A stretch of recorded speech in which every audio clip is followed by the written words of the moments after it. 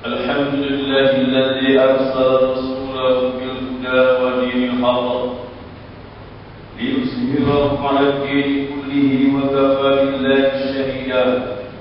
أشهد أن لا إله إلا الله وحده لا شريك له، وأشهد أن محمدا عبده ورسوله. اللهم صل وسلم على سيدنا محمد وعلى آله وأصحابه والتابعين لهم بإحسان إلى يوم الدين. أما بعد فيا عباد الله، اتقوا الله، أوصيكم وإياي بتقوى الله فقد فاز المتقون. Sidang jemaat yang dirahmati Allah Subhanahu wa taala, marilah kita tingkatkan ketakwaan kehadirat Allah Subhanahu wa taala dengan menyempurnakan setiap perintah dan menjauhi segala larangannya. Mudah-mudahan kita beroleh keberkatan di dunia dan dilimpahi kesejahteraan di akhirat. Mimbar akan bicarakan khutbah bertajuk kewajiban nilai perbaikan Islam. Firman Allah Subhanahu wa taala Surah Al-Baqarah ayat 27, ayat 278 dan 279. أعوذ بالله من الشيطان الرجيم.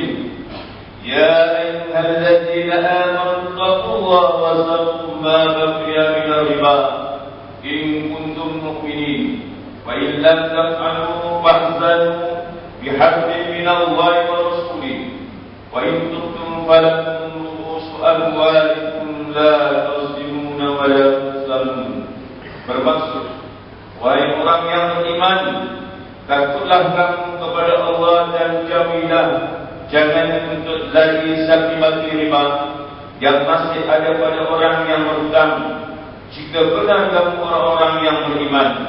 Oleh itu, jika kamu tidak mau melaksanakannya, perintah mengenai larangan riba, maka ketahuilah adanya peperangan daripada Allah dan Rasul-Nya. Akibatnya, kamu tidak akan selamat. Namun jika kamu bertaubat daripada menyesal riba, maka pokok asas harta kamu ialah hak kamu. Dengan itu kamu tidak menzalimi orang lain dan tidak juga dizalimi.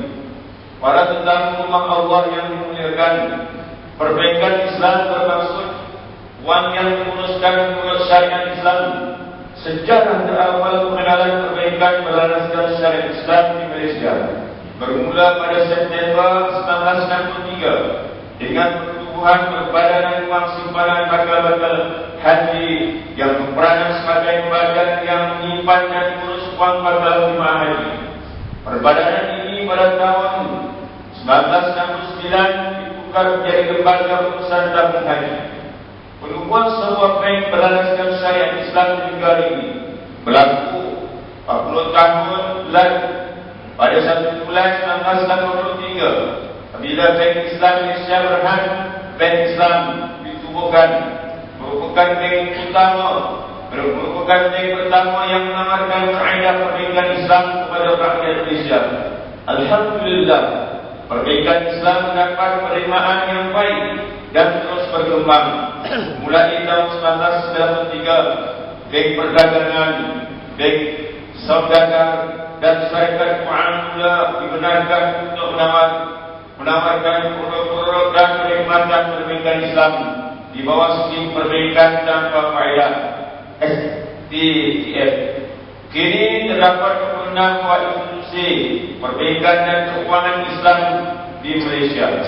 Perkembangan ini membuktikan kesungguhan kerajaan dan industri mahu memperkasakan sektor perbaikan yang mematuhi syariat Islam yang ketara semakin diterima dan semakin diyakini. Dan jemaat yang dirahmati Allah, mengapakah perbaikan Islam wajib menjadi pilihan? Pertama, perbaikan Islam bebas daripada unsur riba. Ayat 278 dan 279 surah Al-Baqarah yang khatimah pada awal khutbah merupakan perintah Allah Subhanahu wa taala untuk para hamba yang meninggalkan segala amalan riba. Bank yang menjalankan urus niaga tidak berlandaskan syariat Islam beroperasi berlandaskan riba. Sekali lagi, mengambil riba ialah salah satu dosa besar yang wajib kita hentikan. Memandang ringan dosa riba diibaratkan seperti sengaja memilih mau berperang dengan Allah dan Rasul-Nya.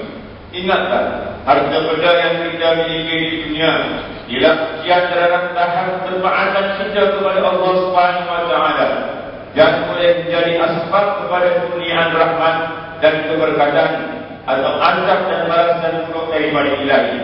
Oleh itu, menggunakan pernikahan Islam bukanlah pilihan, tetapi suatu kewajiban bagi setiap muslim yang mukallaf.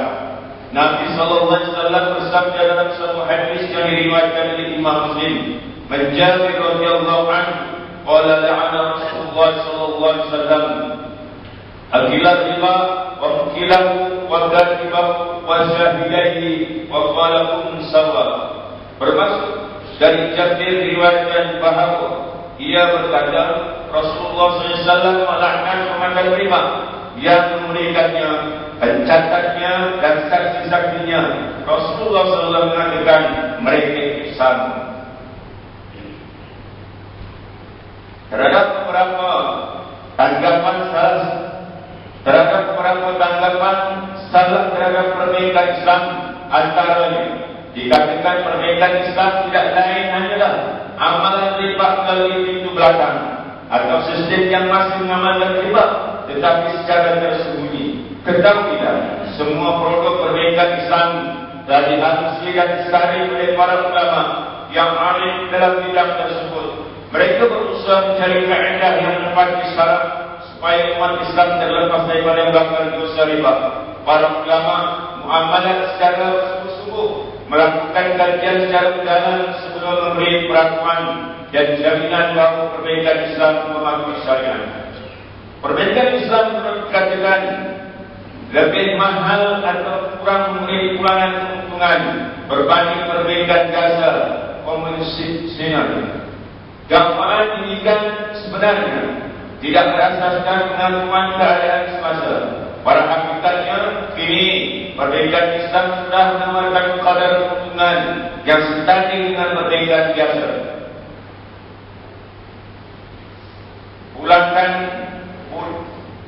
Ulankan boleh menilai dan memilih produk perbaikan Islam yang menawarkan kadar terbaik, yang lebih murah dan lebih selamat kerana dia unsur keuntungan tersembunyi maupun riba.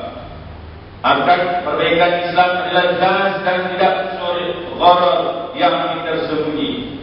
Yang kedua, harta merupakan tanggungjawab yang akan dipersoalkan di akhirat. Sabda Nabi sallallahu alaihi wasallam, "La tadkhulu qadama 'abdin yawmal qiyamati hatta yus'ala an umrihi fima afnahu wa an 'ilmihi fima fa'ala wa an malihi aina iktasabahu wa fima anfaqahu wa an jismihi fima ablah." Maksudnya, tidak akan bergerak kaki seorang hamba pada hari kiamat sehingga dia ditanya tentang umurnya, ke mana dihabiskan, tentang ilmunya, apakah yang telah dilakukan dengan ilmunya, tentang hartanya, dari mana diperoleh dan ke mana dibelanjakan, dan tentang tubuh badannya, untuk apa digunakannya. Hadis riwayat Tirmizi. Oleh itu, sangat penting bagi umat Islam mengambil peran dan berusaha bersungguh-sungguh untuk memastikan segala punca pendapatan adalah halal dan patuh syariat. Yang ketiga, perbaikan Islam merosaknya secara patuh syariat sekaligus menjadi sebab berkaitan atas harta kita. Perbaikan Islam mengamalkan kaedah akad seperti akad simpanan wadiah, akad perkongsian mudharabah, akad sumbangan tabarruk, dan akad perkongsian pemberian harta musyarakah mutadah besar.